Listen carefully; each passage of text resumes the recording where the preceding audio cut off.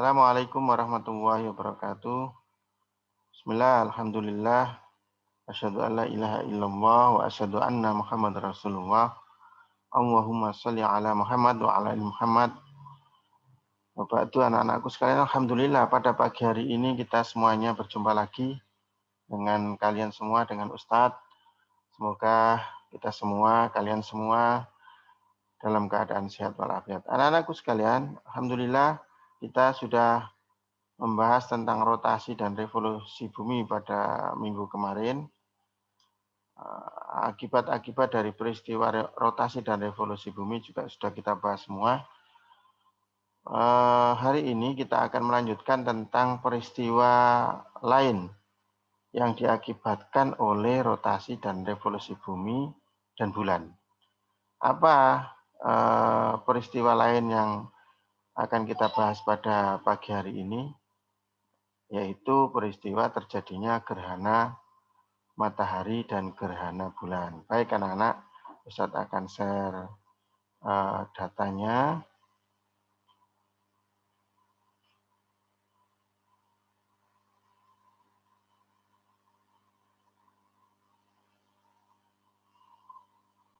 Di hari ini kita akan membahas tentang dua gerhana ini. Kenapa? Bagaimana proses terjadinya gerhana matahari dan gerhana bulan. Oleh karena itu, sebelum kita membahas lebih lanjut, mari kita saksikan video berikut ini.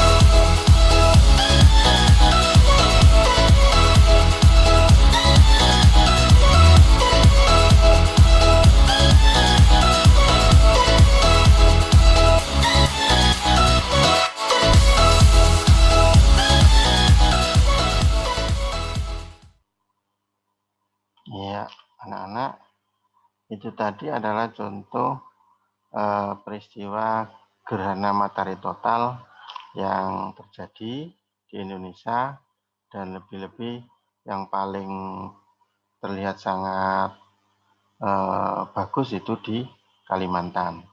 Baik anak-anak, peristiwa gerhana matahari total berarti matahari itu tidak terlihat sama sekali. Artinya bumi menjadi gelap gulita pada saat matahari terang benderang, kemudian ada peristiwa gerhana itu, kemudian kemudian matahari menjadi hilang, gelap gulita, bahkan seperti malam hari. Nah, itulah peristiwa itulah yang kita sebut dengan gerhana matahari total. Lalu bagaimana proses terjadinya? Nah, mari kita bahas bersama-sama ya. Jadi peristiwa gerhana matahari itu terjadi akibat pergerakan 3 benda di tata surya kita ini, yaitu yang pertama bintang yaitu matahari, kemudian planet yaitu bumi, dan satelitnya bumi yaitu bulan. Ketiga gerakan benda inilah yang menyebabkan terjadinya gerhana matahari dan khususnya matahari total. Bagaimana proses terjadinya? Coba kalian perhatikan semuanya. Ketika sinar matahari menyinari bumi seperti biasanya ini ya, tetapi bulan masih berada di sini misalnya, maka matahari itu akan tetap terlihat di daerah sini, masih tetap terlihat ya. Ketika bulan belum ke sini, masih di sini, masih di atas atau di bawah sini ya, maka matahari tidak akan terhalang sinarnya, terang benderang seperti ini cahayanya. Nah, jadi matahari terang benderang seperti ini cahayanya, yang terang ini ya. Nah, ketika bulan itu bergerak, kemudian melintasi lintasannya, kemudian sampai berada posisinya adalah di antara matahari dan bumi. Bulan posisinya berada di antara matahari dan bumi. Kalian kemarin sudah memahami bahwasannya bulan itu sebenarnya kecil. Tapi karena letaknya dekat dengan bumi, maka akan berpengaruh kepada peristiwa-peristiwa yang terjadi di bumi. Ketika bulan berada di antara matahari dan bumi ini, maka sebagian sinar matahari tidak akan sampai di bumi. Kenapa? Karena terhalang oleh bulan. Sinar matahari ada bagian sinar matahari yang full bisa sampai di bumi yang terang ini, full bisa sampai di bumi terang ini. Tapi ada benar-benar terhalang oleh bayangan, terhalang oleh bulan, terhalang oleh bayangan bulan. Sehingga sinar matahari tidak sampai di sini, anak-anak. Tidak sampai di daerah sini. Tidak sampai di daerah sini. Ya. Yang sini sebagian. Jadi ada sinar matahari yang benar-benar terhalang oleh bayangan bulan atau terhalang oleh bulan, sehingga di bumi sinar matahari itu tidak nampak sama sekali. Karena sinar matahari terhalang oleh bayangan bulan. Nah, bayangan bulan yang menghalangi seluruhnya sinar matahari ini kita sebut dengan umbra. Tapi ada sinar matahari yang sebagian tertutup oleh bayangan bulan, tetapi masih ada sinar yang bisa masuk. Ada sinar yang bisa masuk sini, ada sinar yang bisa masuk di sini. Nah, sinar yang sebagian ini yang tertutup sebagian oleh bayangan bulan ini tidak semuanya bisa masuk ke daerah bumi ini, kita sebut dengan penumbra. Artinya sinar itu tidak terhalang sepenuhnya. Bagian yang terhalang sepenuhnya, bagian sinar matahari yang terhalang sepenuhnya oleh bulan ini, ketika sampai di bumi, ya, daerah yang tertutupi bayangan bulan sepenuhnya ini itu mengalami gerhana matahari. Gerhana matahari total. Karena sepenuhnya piringan matahari terhalang sepenuhnya oleh piringan bulan. Ya, satu ulang. Karena piringan matahari cahayanya terhalang oleh piringan bulan secara penuh di daerah tertentu. Maka di daerah tertentu itu terjadi gerhana matahari total atau total eclipse. Total eclipse ya. Gerhana matahari total ya.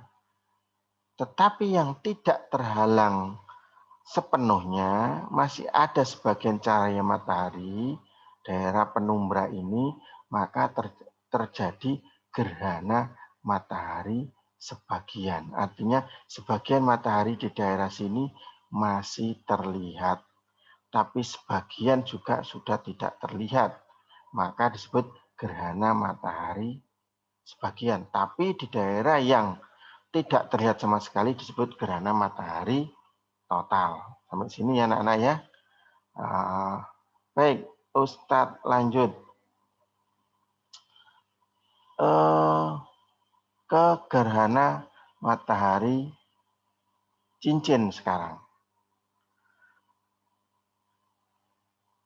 Sinar matahari yang membentuk umbra yang terhalang oleh bayangan bulan, sinar matahari yang terhalang oleh bayangan bulan secara penuh, sebut umbra tadi, tetapi perpotongannya tidak sampai kepada bumi.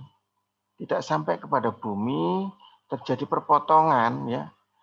Sehingga dilanjutkan umbranya tadi tidak nyampe di bumi, perpotongannya dilanjutkan menjadi bayangan gelap tapi hasil perpotongan berikutnya ya. Nah, ini disebut antumbra. Nah, karena umbranya tadi perpotongannya tidak sampai di bumi, dilanjutkan dengan atumbra, maka matahari yang terlihat di daerah atumbra itu bagian luarnya itu piringannya bagian luarnya itu terlihat di daerah atumbra, tapi di daerah bagian tengahnya tidak terlihat di daerah atumbra ini. Jadi orang-orang atau manusia yang berada di atumbra itu hanya melihat bagian luarnya matahari saja, sehingga terlihat seperti cincin, ya, karena perpotongan umbranya tadi, ya, sehingga terlihat seperti cincin bagian luarnya saja yang terlihat, sedangkan bagian tengahnya nggak terlihat, maka menyebabkan gerhana matahari cincin karena bentuknya yang seperti cincin. Sehingga kita sebut dengan gerhana matahari cincin. Jadi bayangan gelap matahari yang tertutup secara penuh oleh bulan tidak nyampe di bumi, dilanjut menjadi bayangan gelap hasil perpotongan sinar matahari tadi ya, hasil perpotongannya menjadi antumbra. Daerah yang menerima bayangan gelap hasil perpotongan umbra tadi disebut daerah atumbra mengalami gerhana matahari yang kita sebut dengan gerhana matahari cincin. Itu anak-anak proses terjadinya gerhana matahari cincin ya. Ustadz lanjutkan ke gerhana bulan karena kita ini materi ini sudah disampaikan di semester 1. Jadi Ustadz ini mereview saja ya. Itu proses terjadinya gerhana matahari cincin. Sekarang kita mereview proses terjadinya gerhana bulan. Nah, ini proses terjadinya gerhana bulan. Coba kalian lihat. Jadi peristiwa ketika bulan itu bergerak lagi, berada di belakang bumi dan matahari. Jadi yang berada di depan matahari bukan bulan lagi, tapi bumi. Sehingga bulan yang sinarnya itu adalah memantulkan dari matahari, sekarang bulan tidak bisa memantulkan sinar matahari. Sehingga bulan tidak terlihat di bumi, di daerah sini. Kenapa bulan tidak terlihat di daerah sini? Karena bulan tidak bisa memantulkan sinar matahari. Nah, lihat potongan umbranya di sini. Ini gelap.